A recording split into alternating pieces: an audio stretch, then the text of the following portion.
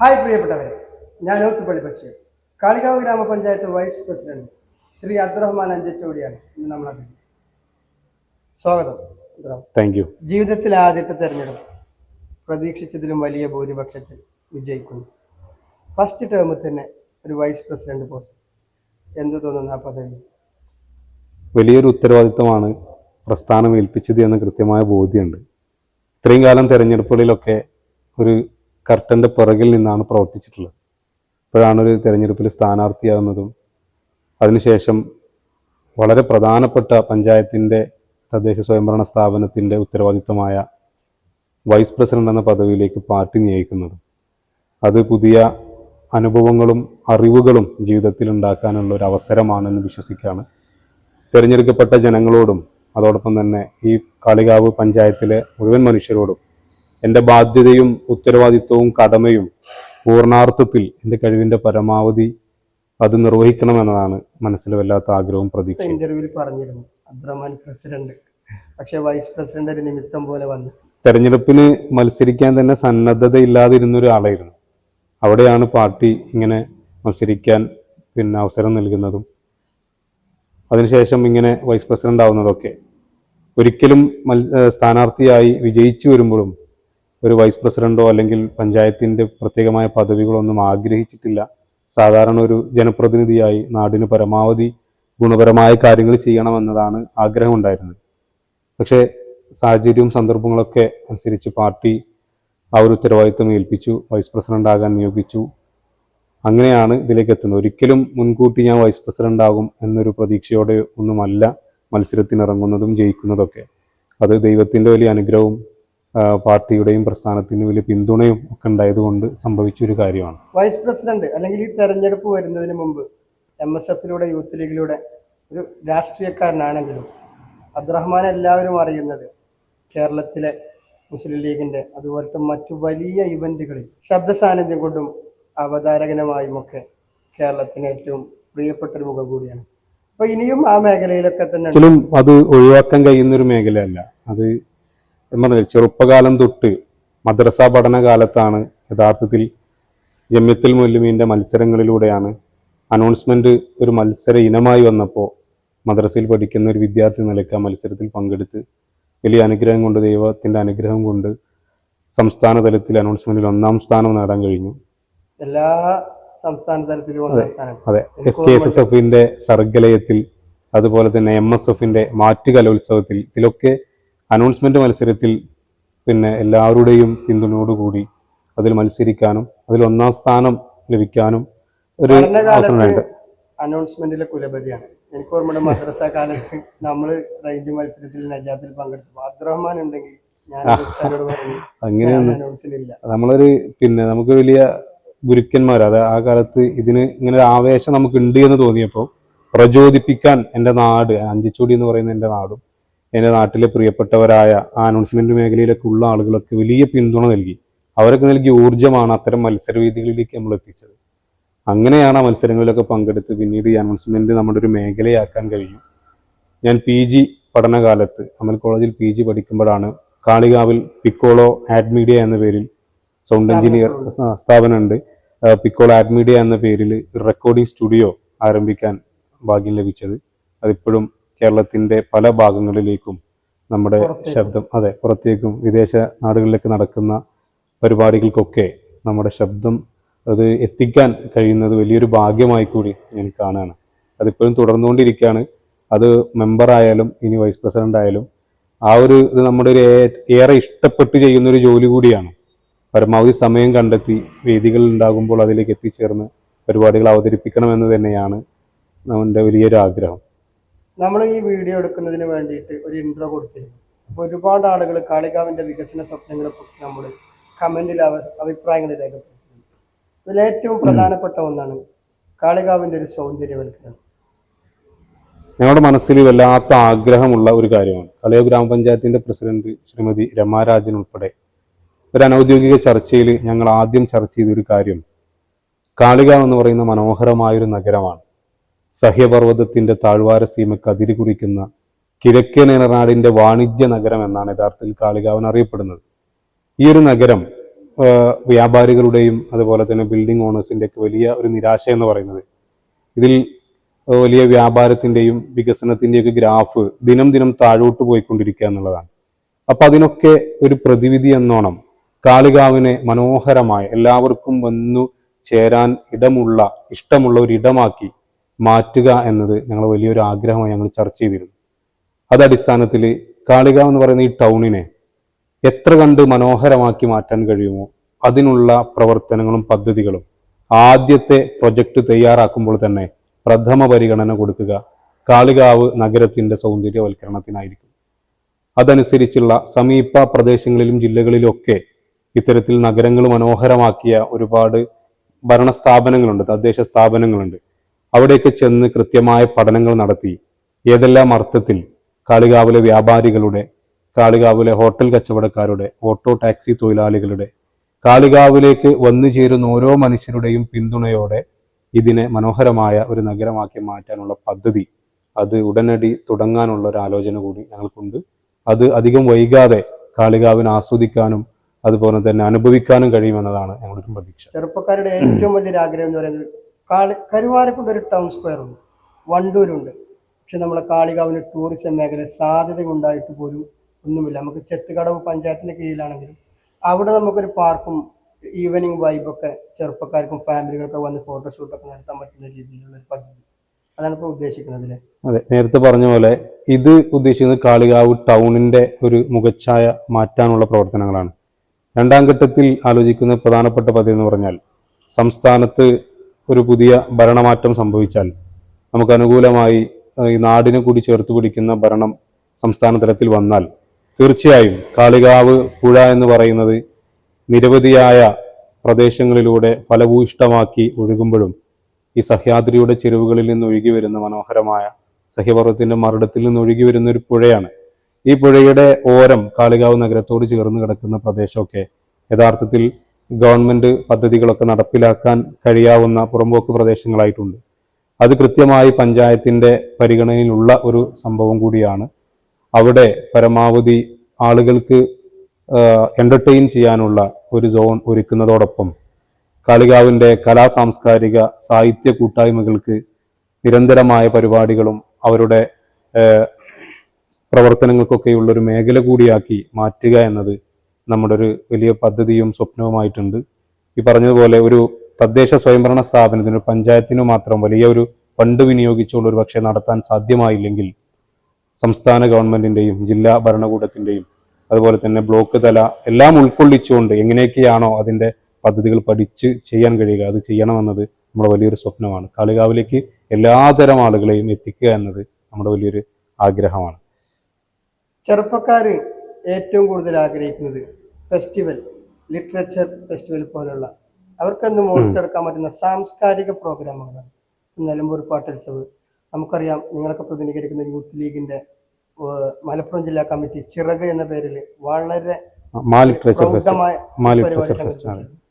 അത് കേരളത്തിലെ എല്ലാവരും വളരെ ശ്രദ്ധേയമായി. ഇപ്പൊ കുറച്ച് ദിവസങ്ങൾക്ക് മുമ്പ് വാഴക്കാട് മുസ്ലിം ലീഗ് വളരെ ശ്രദ്ധയാകർഷിക്കുന്ന, ജനശ്രദ്ധ പിടിച്ചു പറ്റുന്ന കേരളത്തിലെ സാംസ്കാരിക നേതാക്കന്മാർ, കലാകാരന്മാർ, ഫുട്ബോളിലെ മികച്ച ആളുകളൊക്കെ കൊണ്ടുവന്ന് വലിയ ആഴ്ചകളോളം നീണ്ടു നിൽക്കുന്ന ലിറ്ററേച്ചർ ഫെസ്റ്റിവൽ നിൽക്കുമ്പോൾ ചെറുപ്പക്കാർ വലിയ പ്രതീക്ഷയിലാണ്. അപ്പൊ അതിനെക്കുറിച്ച് തീർച്ചയായും ഈ ഒരു പഞ്ചായത്ത് ഭരണസമിതി കൊണ്ട് നമ്മൾ ഉദ്ദേശിക്കുന്ന പ്രധാനപ്പെട്ട ഒരു കാര്യം ഗ്രാമീണ റോഡുകളും അതുപോലെ തന്നെ അവിടേക്ക് വേണ്ട അടിസ്ഥാന സൗകര്യങ്ങളും മെച്ചപ്പെടുത്തുക എന്നതും അവിടേക്ക് കൊണ്ടുവരിക എന്നതും ആളുകളുടെ ദൈനംദിന ആവശ്യങ്ങളിലേക്കുള്ള ഒരു ഭരണസമിതിക്ക് ചെയ്യാൻ കഴിയുന്ന പരമാവധി ചെയ്തു കൊടുക്കുക എന്നതും നമ്മുടെ ഒരു ബാധ്യതയും ഉത്തരവാദിത്വമാണ്. അതിനുള്ള ഫണ്ടും കാര്യങ്ങളൊക്കെ നമുക്ക് ഓൾറെഡി ഓരോ പദ്ധതികൾ പ്രഖ്യാപിക്കുമ്പോഴും അതിനകത്തുണ്ടാവും. നമ്മൾ ഉദ്ദേശിക്കുന്നത് നിങ്ങൾ പറഞ്ഞതുപോലെ കാളികാവിലെ വളരെ നിഷ്കളങ്കരായ ഒരു കൂട്ടം മനുഷ്യർ ജീവിക്കുന്ന ഒരു നാടാണ്. കാളികാവ് പോലീസ് സ്റ്റേഷനിൽ ചെന്നാൽ ഒരുപക്ഷെ ക്രിമിനൽ കേസുകൾ വളരെ കുറവായിരിക്കും. അവിടെ പോലീസുകാർക്ക് പറയാനുണ്ടാവുക, ചർച്ച ചെയ്യാനുണ്ടാവുക കുറച്ച് പെറ്റി കേസുകളെ കുറിച്ച് മാത്രമായിരിക്കും. അത്രത്തോളമുള്ള നല്ല മനുഷ്യരുള്ള ഒരു നാടാണ്, സാധാരണക്കാരുടെ ഒരു പ്രദേശമാണ്. ഇവിടെ യുവാക്കളും വിദ്യാർത്ഥികളും സ്ത്രീകളും വയോജനങ്ങളും ഈ നാട്ടിൽ ജീവിക്കുന്ന മുഴുവൻ മനുഷ്യരും അവർക്കൊക്കെ ഏതെല്ലാം തലത്തിൽ ഒരു പഞ്ചായത്ത് ഭരണകൂടം കൊണ്ട് അവർക്ക് വേണ്ടത് കേവലം അടിസ്ഥാന സൗകര്യങ്ങൾക്ക് അപ്പുറത്ത് എന്തെല്ലാം ചെയ്തു കൊടുക്കാൻ കഴിയുമോ ഇതൊക്കെ ചെയ്തു കൊടുക്കണമെന്ന് നമ്മൾ വല്ലാത്തൊരു ആഗ്രഹമാണ്. അതിന് കഴിയുന്ന ഒരു പഞ്ചായത്തിന്റെ പ്രസിഡന്റും മറ്റു പഞ്ചായത്തിലേക്ക് തിരഞ്ഞെടുക്കപ്പെട്ടു വന്ന ജനപ്രതിനിധികളും അതിനെല്ലാം വലിയ പിന്തുണ നൽകുന്ന ആളുകൾ കൂടിയാണ് ഇപ്പോൾ ഉള്ളത്. നിങ്ങൾ സൂചിപ്പിച്ചതുപോലെ കാളികാവിന് വലിയൊരു സാഹിത്യ, സാംസ്കാരിക, ചരിത്ര പാരമ്പര്യമുണ്ട്. 921 സ്വാതന്ത്ര്യ സമരകാലം വാര്യൻകുന്നത്ത് കുഞ്ഞഹമ്മദാജിയെ പോലെയുള്ള നിരവധിയായ സ്വാതന്ത്ര്യ സമര സേനാനികളുടെ പാതാഘാതങ്ങൾ കൊണ്ട് അനുഗ്രഹീതമായ ഒരു മണ്ണാണ് ഈ കിഴക്കൻ ഏറനാടിന്റെ ഈ കാളികാവ് എന്ന് പറയുന്നത്. ഇത്തരത്തിലുള്ള കാളികാവിന്റെ ചരിത്രവും അതുപോലെ തന്നെ കാളികാവിന്റെ പാരമ്പര്യം, പുല്ലങ്കോട് എസ്റ്റേറ്റ് എന്ന് പറയുന്ന എസ്റ്റേറ്റ് 906 ആസ്പിൻ വാൾ കമ്പനി അവിടെ 2200 ഏക്കറിൽ പ്ലാന്റേഷൻ തുടങ്ങിയപ്പോഴാണ് യഥാർത്ഥത്തിൽ പല ഭാഗങ്ങളിൽ നിന്ന്, മലബാറിന്റെയും തെക്കൻ ജില്ലകളിൽ നിന്നൊക്കെയുള്ള പ്രദേശങ്ങളിൽ നിന്ന് നിരവധി ആളുകൾ കുടിയേറിയാണ് കാളികാവ് എന്ന് കാണുന്ന ഒരു നാഗരികത രൂപപ്പെട്ടത്. അപ്പോൾ ഇവിടെയുള്ള വാണിജ്യ സംസ്കാരം, ഇവിടെ രൂപപ്പെട്ട ചരിത്രം, ഇതെല്ലാം ഈ തലമുറക്ക് പറഞ്ഞു കൊടുക്കുന്ന രീതിയിൽ കാളികാവിന്റെ മണ്ണിൽ നിന്ന് വളർന്നു പോയ ഒരുപാട് സാഹിത്യകാരന്മാരുണ്ട്. ഇപ്പോഴും പല പത്രങ്ങളുടെയും സബ് എഡിറ്റർമാരും എഡിറ്റർമാരും ഒക്കെ ആയി പ്രവർത്തിക്കുന്നത് കാളികാവിന്റെ പല പ്രദേശങ്ങളിൽ നിന്ന് ആളുകളുണ്ട്. ലോകോത്തര യൂണിവേഴ്സിറ്റികളിൽ ക്ലാസ് എടുക്കുന്ന അധ്യാപകർ കാളികാവിൽ നിന്നുണ്ട്. എല്ലാ മേഖലയിൽ നോക്കിയാലും കാളികാവിന് വലിയ സംഭാവനയാണ് ഈ നാടിന്, ജില്ലയ്ക്ക്, സംസ്ഥാനത്തിനൊക്കെ സമ്മാനിക്കാൻ കഴിഞ്ഞത്. ഇതിനെല്ലാം ഒരിക്കൽ കൂടി അഡ്രസ്സ് ചെയ്യുന്ന രീതിയിൽ കാളികാവിന്റെ ചരിത്രവും പാരമ്പര്യവും ഒക്കെ മനസ്സിലാക്കുകയും ആ പുതിയ അറിവനുഭവങ്ങൾ, അവർക്ക് നാടിനെ കുറിച്ചുള്ള അറിവനുഭവങ്ങൾ പകർന്നു കൊടുക്കുകയും ചെയ്യുന്ന രീതിയിലുള്ള ഒരു മെഗാ ഇവന്റ് നടത്തണമെന്നത് നമ്മുടെ വലിയൊരു ആഗ്രഹമാണ്. തീർച്ചയായും കാളികാവ് എന്ന് പറയുന്ന പ്രദേശം എല്ലാ വിഭാഗം ആളുകളും എന്ത് പരിപാടിക്കും, നന്മയുള്ള എന്ത് പരിപാടിക്കും സഹായിക്കുന്ന ഒരു വലിയ കൂട്ടം ആളുകളുള്ള ഒരു പ്രദേശം കൂടിയാണ്. അതുകൊണ്ട് തന്നെ ഒരു പഞ്ചായത്ത് എത്രത്തോളമാണ് അതിന് ഫണ്ടുകളും കാര്യങ്ങളും ചെലവഴിക്കാൻ കഴിയുക എന്നറിയില്ല. എങ്കിലും അത് നമ്മുടെ വലിയൊരു സ്വപ്നമാണ്. കാളികാവിലെ കഴിയാവുന്ന ആളുകളുടെയൊക്കെ സഹകരണത്തോടെ, സ്പോൺസർഷിപ്പോടുകൂടി കാളികാവിന്റെ ചരിത്രവും പാരമ്പര്യവും സംസ്കാരവും കലയും അതുപോലെ തന്നെ കായികവും, അതെ, കായിക രംഗത്തൊക്കെ അഖിലേന്ത്യൻ സെവൻസിൽ കാളികാവിന്റെ KFC കാളികാവ് എന്ന് പറയുന്ന ഈ ഒരു ടീം ഉണ്ടാക്കിയ വലിയൊരു ഓളമുണ്ട്. ഇപ്പൊ സാധാരണ പാടപ്പറമ്പുകളും ചെമ്മൺതിട്ടകളിലൊക്കെ പന്ത് തട്ടി കാൽക്കരുത്ത് തെളിയിച്ചാണ് ഇത്തരത്തിലുള്ള ആളുകളൊക്കെ അഖിലേന്ത്യൻ സെവൻസിൽ എത്തുന്നത്. അത്തരത്തിലുള്ള കാളികാവിന്റെ കായിക പാരമ്പര്യവും ഒക്കെ നാടിന് പറഞ്ഞു കൊടുക്കുന്ന വലിയ ഒരു ഫെസ്റ്റ് നടത്തണമെന്നത് പറഞ്ഞ പോലെ നമ്മുടെ വലിയൊരു സ്വപ്നമാണ്. അതിലേക്ക് നിങ്ങളുടെ എല്ലാവരുടെയും പിന്തുണ ഉണ്ടാകണമെന്ന് കൂടി അവസരത്തിൽ അഭ്യർത്ഥിക്കുക. കേരളത്തിന് സെവൻസ് ഫുട്ബോളിന്റെ ഭൂമികയിൽ ഒരുപാട് അറിയപ്പെടുന്ന ഫുട്ബോൾ താരങ്ങൾ വളർന്നു വന്നൊരു നാട് കൂടിയാണ് കാളികാവ്. കാളികാവിന് പേരിനൊരു ചെത്തുകടവ് മൈതാനമുണ്ടെങ്കിലും 10 വർഷത്തോളമായിട്ടും ഇപ്പോഴും അതേ രീതിയിൽ പരിഗണിക്കപ്പെടാതെ പോയി എന്ന് പലരും വിവാദങ്ങളും അഭിപ്രായങ്ങളും പറയുന്ന ഒരു മേഖല കൂടിയാണ് കാളികാവിന്റെ കളി മൈതാനം. ഈ വീഡിയോയുമായി ബന്ധപ്പെട്ട് നിങ്ങളോട് സംസാരിക്കുമ്പോൾ അതിന്റെ താഴെ വന്ന ഒരുപാട് കമന്റുകളിൽ പ്രധാനപ്പെട്ട ഒരു കമന്റാണ്, നമ്മുടെ കാളികാവിൽ നിന്ന് ഫുട്ബോൾ തലത്തിലേക്ക് ഒരുപാട് താരങ്ങൾ വളർന്നു വന്നിട്ട് അടിസ്ഥാനപരമായി ഒരു സ്റ്റേഡിയം ചെത്തുകടവെന്ന് പേരിനുള്ളെങ്കിലും അതിനെല്ലാ സൗകര്യങ്ങളും ഇല്ല. അപ്പൊ അതുമായി ബന്ധപ്പെട്ട് ഒരു പുതിയ ഭരണസമിതി, ഗ്രൗണ്ട് എന്നത് ഒരു നാടിനെ സംബന്ധിച്ചിടത്തോളം വല്ലാത്തൊരു വൈകാരികമായ ഇടമാണ്. കായിക മത്സരങ്ങൾ മാത്രമല്ല, കലാപരമായ ഒത്തുകൂടലുകളും പരിപാടികളും നാടിൻ്റെ മെഗാ ഇവന്റുകളൊക്കെ നടക്കുന്ന ഒരു പ്രദേശമാണ് ഗ്രൗണ്ട് എന്ന് പറയുന്നത്. അതൊരു നാടിൻ്റെ ഒരു ഹൃദയത്തിൻ്റെ തുടിപ്പ് കൂടിയായ ഒരു സംഗതിയാണ്.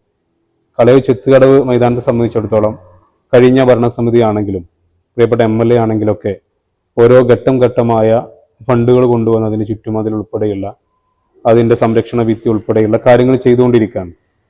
ഈ ഒരു ഭരണസമിതിയുടെ പരമാവധി സഹായവും സഹകരണങ്ങളും നമ്മുടെ ചെത്തുകടവ് മൈതാനത്തെ ഒന്ന് പുനർജീവിപ്പിക്കാനുള്ള ശ്രമങ്ങൾ ഉണ്ടാകും.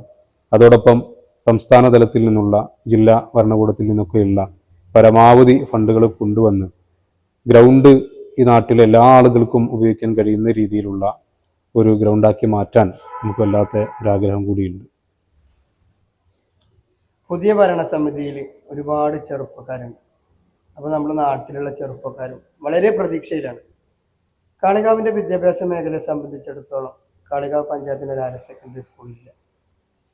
പുറത്തേക്ക് മറ്റുള്ള പഞ്ചായത്തിലേക്ക് പഠിക്കാൻ പോകുന്ന ഒരവസ്ഥയാണ് നമ്മുടെ വിദ്യാർത്ഥികൾക്കുള്ളത് നാട്ടിൽ.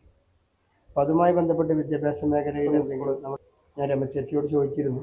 അപ്പോൾ ഹയർ സെക്കൻഡറി സ്കൂളാക്കി അല്ലെങ്കിൽ ഹൈസ്കൂളാക്കി അപ്ഗ്രേഡ് ചെയ്യാൻ പറ്റുന്ന രീതിയിലുള്ള എന്തെങ്കിലും ചർച്ച നമ്മുടെ വിദ്യാഭ്യാസ മേഖല, നമ്മുടെ കേക്കനർനാടിൻ്റെ ഒരു പ്രധാനപ്പെട്ട ഒരു ഒരു ഇടമാണ് എന്ന് പറയുന്നത്.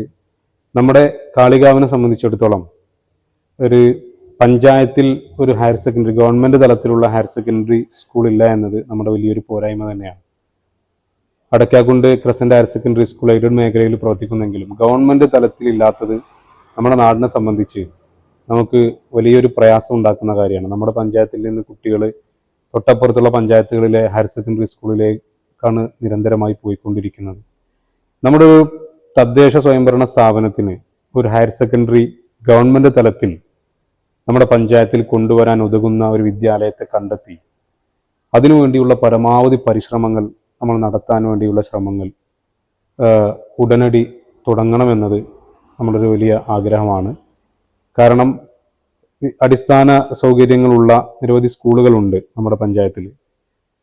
നിലവിൽ ഹയർ സെക്കൻഡറിയെ അക്കോമഡേറ്റ് ചെയ്യാനുള്ള എല്ലാ ഭൗതിക സൗകര്യങ്ങളും ഒരുക്കിയ സ്കൂളുകളടക്കം നമ്മുടെ പഞ്ചായത്തിലുണ്ട്. അപ്പോൾ അതിൻ്റെയൊക്കെ പരിഗണിച്ചുകൊണ്ട് ഏത് സ്കൂളുകളിലേക്കാണ് അത് അപ്ഗ്രേഡ് ചെയ്യാനുള്ള സാധ്യതകൾ ഉണ്ടാവുക, സർക്കാർ തലത്തിൽ നിന്നുള്ള വലിയ പിന്തുണയും അപ്രൂവലൊക്കെ ഇതിന് ലഭിക്കേണ്ടതുണ്ട്. അത് ഏതെല്ലാം രീതിയിൽ നടപ്പാക്കണമെന്നത് കൂടുതലായി പഠിച്ച് വളരെ വേഗത്തിൽ ഒരു പഞ്ചായത്തിൻ്റെ പരമാവധി അധികാരം ഉപയോഗിച്ച് അത് ചെയ്യണമെന്നത് നമ്മുടെ വലിയൊരു ആഗ്രഹമാണ്. അതിനെല്ലാവരുടെയും പിന്തുണ ഉണ്ടാകണമെന്ന് കൂടെ അഭ്യർത്ഥിക്കാം. പുതിയ ഭരണസമിതിയിലുള്ള എല്ലാ അംഗങ്ങളും നല്ല കഴിവും പ്രാപ്തിയുള്ളവരും. അപ്പോൾ അവരൊക്കെ നിങ്ങളുടെ ഈ പദ്ധതിയുമായി ബന്ധപ്പെടുത്തി നിങ്ങൾക്ക് അവരുടെയൊക്കെ കഴിവ് ഉപയോഗപ്പെടുത്താനാവും. തീർച്ചയായും ഇപ്പോൾ 22 അംഗങ്ങളാണ് കാളികാവ് പഞ്ചായത്ത് ഭരണസമിതിയിലുള്ളത്. കാളികാവിലെ 22 വാർഡുകളിൽ നിന്ന് തിരഞ്ഞെടുക്കപ്പെട്ട ജനപ്രതിനിധികൾ അവർ വ്യത്യസ്ത പാർട്ടിയുടെ അല്ലെങ്കിൽ മുന്നണിയുടെയൊക്കെ ഭാഗമായി ജയിച്ചു വന്ന ആളുകളാണ്.